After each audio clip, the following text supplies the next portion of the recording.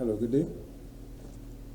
Our group is titled Ramdhanie'D'Wet, and our project is titled Rainfall Prediction using a regression and a REMA hybrid model. What is the importance of prediction? Well, it can help nations to plan, to have strategic plans. You could also help the nations to plan for disaster reduction, and you could have sustainable use of natural resources. It could also allow you to change your agriculture to be able to accommodate if it is that is too high rainfall or too low rainfall. So the aim of this paper is to highlight what it is that affect the rainfall, right? Rainfall in this case would be the dependent variable, and the independent variables would be the factors that would influence it, which would include humidity, sea level pressures, temperature, etc. Now we could use a scatter plot matrix to show how the rainfall varies linearly with the atmospheric factors, which we would do. We would also use multiple linear regression to help in the prediction.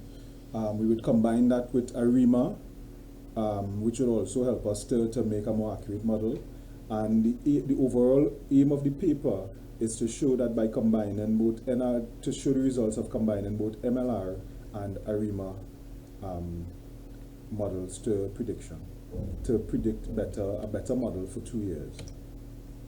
Now, multiple linear regression, this is the general equation for it, where y would represent the dependent variable. The one that we'll be looking at in this paper is precipitation, and on the right hand side we'd have the values that would influence the variable. The beta in this case would represent the probabilistic component model, and it would determine the contribution that the independent variables, which should be represented here by xi, would take. Epsilon, it represents the error, and we try to reduce that as much as possible. Now this here, the regression model development. As you can see, the basic steps or breakdown of it would be step 1, to examine the data for linearity.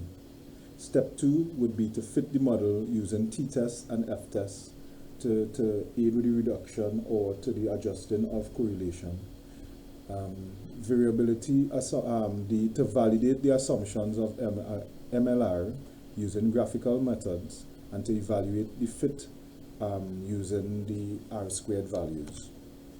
Now here on the bottom section of the left-hand side of the slide, you would be able to see that there is this is a scatter plot of the various variables in relation to each other.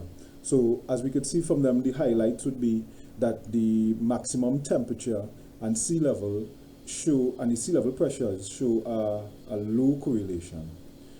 The minimum temperature and the wind speed have a moderate correlation.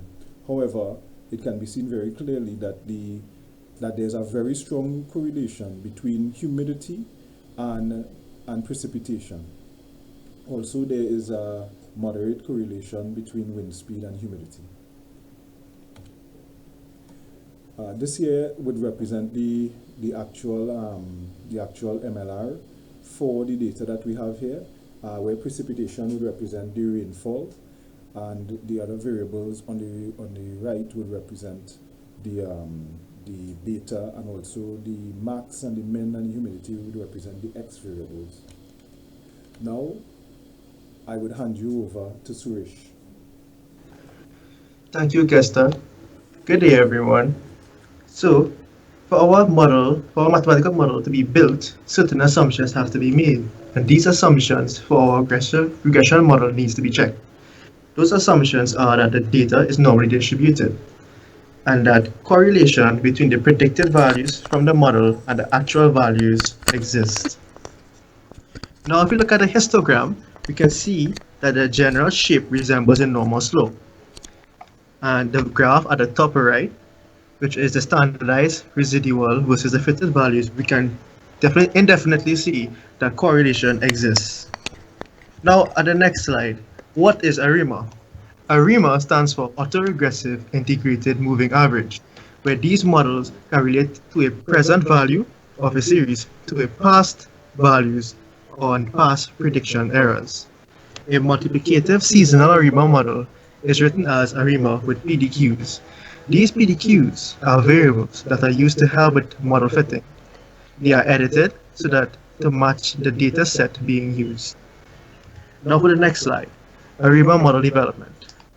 The general steps involved are 1. Visualize the data, which is identify any seasonality or trend in the time series plot to determine if differencing is necessary. 2. Examine ACF and PACF plots to obtain possible terms for the model by observing lag spikes. 3. Build and evaluate the model using the modified box pairs test, the plot of residuals versus fits, and the ACF plot of residual are also examined to validate the model. Now the next slide, examining time series data. Seasonality is observed from the time series for the maximum temperature, minimum temperature, humidity, and rainfall. The time series for the minimum temperature showed an upward trend, indicating that a difference of lag 1 should be used in the model. For the other variables, there is no trend observed, or if any, it is very little. Now for the next slide, shows the time series plot of the actual and predicted rainfall variables for the maximum temperature, which was E, the minimum temperature, which is B, the humidity, which is C, and the precipitation, which is D. The blue lines indicate the actual values, and the red line symbolizes the predicted values. On to the next slide. The ARIMA model results.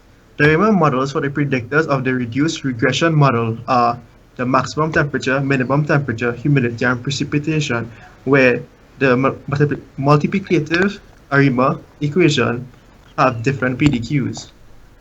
Now, watching the box test below, we can see that the variables are all the values for each are all above 0.05, which indicates that the residuals are independently distributed from each other. I'd like to hand you over to Shivan. Thank you, Suresh. ARIMA predictions for the next 2 years. So these are time series plots, and these values are used in the regression model later on. A is max temperature, B is mid temperature, C is humidity, and D is precipitation for these plots. The red lines on these plots indicate the predicted values, while the blue line is the original value. ARIMA model validation. Residuals versus fit. Each of these graphs show that how they have a constant variance, so each plot is acceptable. So these models would hold. ARIMA validation, ACF plots. ACF is the autocorrelation function. These plots are also acceptable as there are no large spikes, and if you watch the plot you'll see red lines, so there are no spikes outside of those lines, which is the non-significant zone. This also implies that the residuals are independently distributed from one another. Hybrid model results. Uses predictions from the ARIMA models. These values are used in the regression equation. From the plot you can see that the hybrid fit is the purple line on the graph, and there are no significant spikes compared to the others. That results for the purple. So the blue and green lines you can see large spikes, unlike with the purple line. The accuracy of the hybrid model. The time series plots show that the hybrid is the closest to the original data. The hybrid on this plot is the green symbol, and this green symbol has the least scatter compared to all the other symbols, so the blue and the red, which indicates that it's the most accurate. Rainfall prediction for the next 2 years. So from choosing the hybrid model, we then determine predictions using regression. And from this, we have the blue line being the actual prediction, while the red line is the the lower bounds of prediction, and the green line is the upper bound of prediction. Now I'll hand you over to Castor for the conclusion. Thank you, Ramdhani. The conclusion is as such. First of all, we have to have recognized that the predictors account for 62% of the variation of the rainfall. So also that we were able to develop 2-year predictions. Next, the hybrid of the MLR and ARIMA developed a more accurate model than using just the MLR or only the ARIMA model.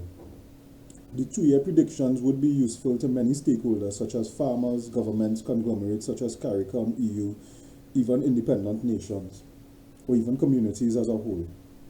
So next we would show you, this would be our references. And thank you for viewing our slides.